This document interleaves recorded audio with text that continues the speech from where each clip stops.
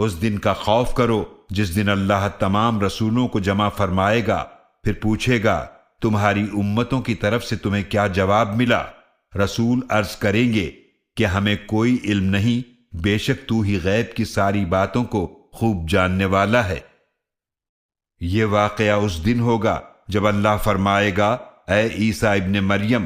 تم اپنے اوپر اور اپنی والدہ پر میری نعمت یاد کرو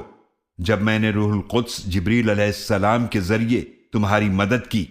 تم گہوارے میں اور بڑی عمر میں بھی لوگوں سے بات کرتے تھے، اور جب میں نے تمہیں کتاب اور حکمت اور تورات اور انجیل سکھائی، اور جب تم میرے حکم سے گارے سے ایک پرندے کسی صورت کا پتلا بناتے تھے اور پھر تم اس میں پھونک مارتے تھے تو وہ میرے حکم سے اڑتا ہوا پرندہ بن جاتا تھا، اور تم مادرزاد اندھے اور کوڑ کے مریض کو میرے حکم سے اچھا کر دیتے تھے، اور جب تم میرے حکم سے مردوں کو زندہ نکال کھڑا کرتے تھے، اور جب میں نے بنی اسرائیل کو تم سے روک دیا تھا جب تم ان کے پاس واضح نشانیاں لے کر آئے تھے، تو ان میں سے جنہوں نے کفر کیا کہنے لگے کہ یہ تو کھلے جادو کے سوا کچھ نہیں۔